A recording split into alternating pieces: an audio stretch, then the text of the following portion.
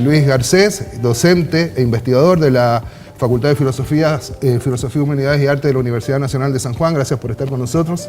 Gracias, Luis. Por nada, gracias a ustedes. Antes que nada, ¿por qué se conmemoran 70 años de la gratuidad de la educación? ¿Qué pasó? Fue en 1949 y ¿qué sucedió? Sí, esto fue un decreto de Perón del 22 de noviembre de 1949, si no me equivoco, el decreto 29337, que impuso la gratuidad dentro del marco. Hay que recordar que un año antes, en 1948, se había creado la Universidad Obrera Nacional, que es hoy la Universidad Tecnológica, que tiene sede, como ustedes saben, prácticamente en todo el país. San Juan es uno de los pocos lugares donde no existe facultades de la Tecnológica, que en realidad, bueno, se creó en 1948, pero la reglamentación de la ley su puesta en marcha fue recién en el 52. Como complemento de esto y como una política que tendía a la consagración de derechos, digamos, porque el marco en el cual se inscribe esto, y que además es el marco que hoy, diría, el actual gobierno lo está poniendo en tensión, es el tema de la educación como un derecho, la educación universitaria como un derecho, cuestión por otra parte que ya ha sido reconocida en todos los foros internacionales de educación superior, porque no se concibe a esta altura del siglo XXI que la educación superior no sea un derecho del conjunto de la sociedad, ¿no?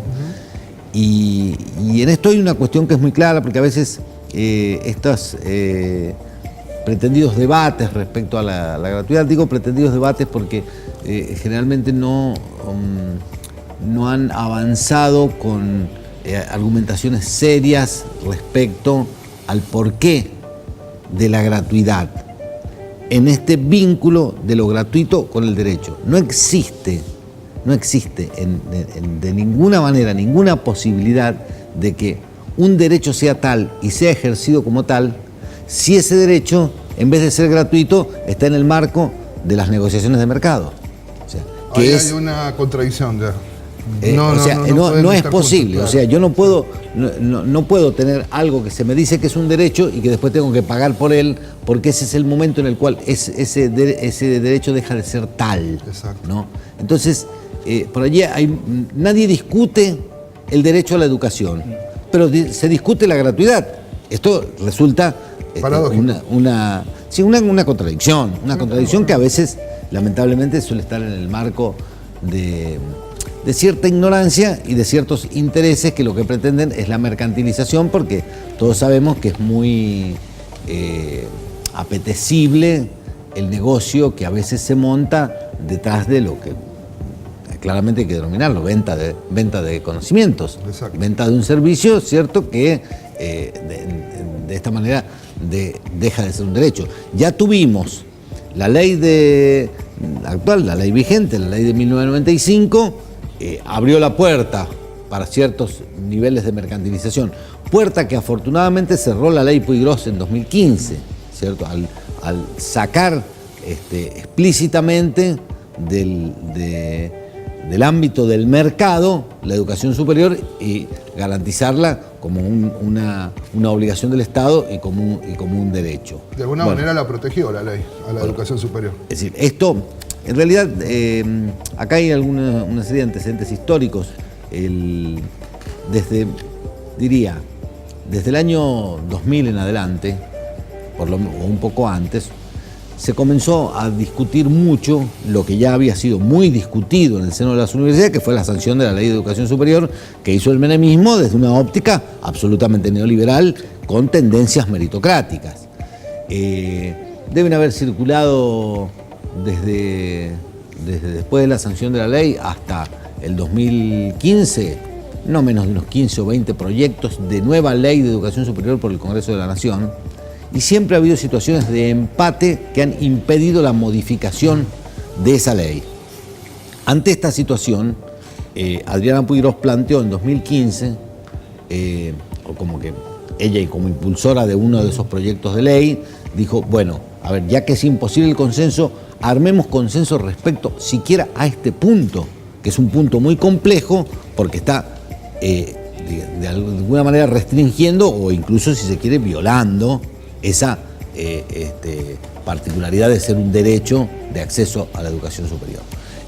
Esto, por suerte, legalmente está así. Lo que pasa es que ya hemos visto que el actual gobierno, por decreto, suele hacer cosas que van en contra de las leyes que rigen, ¿no? Cuestión que no sé por qué, realmente yo esto es una cuestión que no la entiendo, por qué no hay jueces en este país que cuando la presidencia saca un decreto que va en contra de una ley, inmediatamente no actúan, porque, digamos, esto se acaba el Estado de Derecho, se acaba una serie de cosas.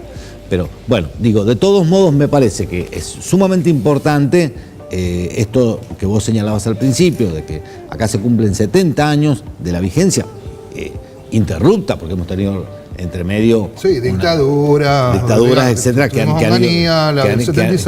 han ido congelando ese derecho durante determinados periodos. Muchos de nosotros, cuando estudiábamos, pagábamos un arancel que a veces era simbólico, pero que significaba la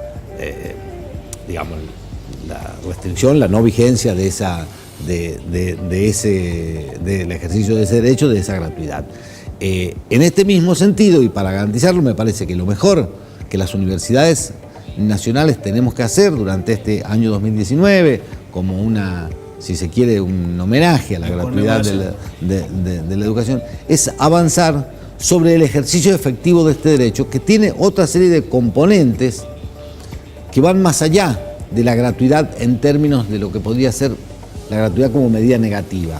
¿Por qué digo medida de carácter negativo? Porque tiene mala prensa. No, pero no me refería a eso, sino que me refiero a que la gratuidad en este caso consiste en, por decirlo de algún modo quizás un poco burdo, en no cobrar entrada. Claro. Digamos, sí, a mí no me cobran por entrar a la universidad. Claro. Pero no me es gratis ir a la universidad. Hay otra serie de cuestiones, las familias lo saben. Por allí hay veces que la gente nos escucha y dice, no, pero ¿qué es gratis? A mí, tener el chico en la universidad me sale una cantidad que a veces no puedo afrontar, ¿cierto? Por eso hay que avanzar sobre medidas complementarias de este no cobrar, de esta gratuidad, que garanticen no solo el ingreso, sino la permanencia y el egreso. Porque el derecho a la educación superior se consagra en la medida en que nosotros avanzamos sobre eso. Por eso también es sumamente importante reforzar los primeros años, reforzar todas las articulaciones con las escuelas de nivel medio, la presencia de la universidad en los sectores sociales más vulnerables, que son los que generalmente quedan fuera de todo esto, abriéndoles la posibilidad y facilitando vía una serie de medidas que espero yo que puedan revertirse una vez que se revierta este gobierno, que solamente cree en la meritocracia, cree solamente en la posibilidad de los logros individuales, no, cree en la posibilidad de que esto sea una mercancía y nada más. Y bueno, esto nos tiene un poco atados por ahora. Atentando, recién estaba el secretario administrativo financiero, charlamos, bueno, atentando también a través de lo presupuestario. Esto de debilitar instituciones a través del debilitamiento presupuestario es yo no tengo una manera duda de ir argumentando por qué la gratuidad no debería existir, me parece, ¿no? Yo no tengo ninguna duda de que toda la restricción presupuestaria, tanto en lo salarial como en el presupuesto de las propias universidades para funcionamiento, que viene siendo disminuida, como el sistema científico-tecnológico, tanto el que está vinculado a las universidades como el que está en el seno del CONICET, en el seno de la agencia, del ministerio, etcétera, tiene que ver con una máxima de la OCDE, ¿cierto? Que es a poner esto en el mercado, ¿cierto? Porque es un buen negocio. O sea, a ver, ustedes imagínense esto. Para un, entre comillas, comerciante, sin que esto no sea ninguna imputación para ese tipo de profesión, hoy en este país resulta más negocio poner una venta de conocimientos a través de una institución educativa que poner una venta de zapatos, ¿cierto? O sea, digo, esto resulta ser un negocio muy rentable, con exenciones impositivas, etcétera, totales, por otra parte, etcétera. Entonces, bueno, ven en esto la posibilidad del negocio. Y con lo mismo que el desprestigio, aquello que dijo ya vez pasada la gobernadora de la provincia de Buenos Aires, de que total, ¿para qué las universidades? Humilde.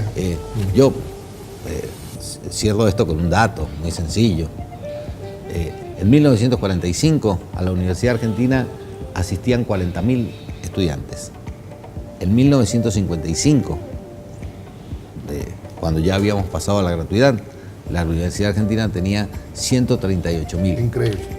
Cerramos con ese dato, Luis. Tenemos 3 que puntos irnos, y medio. tenemos que irnos al Es móvil. verdad. Bueno, agradecerle, como siempre, Luis, porque bueno, la verdad que era una noche que nosotros queríamos compartir, justamente, sobre todo abarcar este tema de los 70 años de la gratuidad, que es tan caro, bueno, para los sentimientos, no solo de las personas que formamos parte de la comunidad universitaria, sino de toda la sociedad. Y justamente, como decía usted, me parece que es una muy buena manera de homenajearla, poniendo énfasis en esas cuestiones que no solamente tienen que ver con no pagar, sino también afianzar otras cuestiones económicas que son tan necesarias para poder incursionar en la universidad. Gracias Así por que, estar con nosotros, Gracias, Luis Garcés. muchísimas gracias.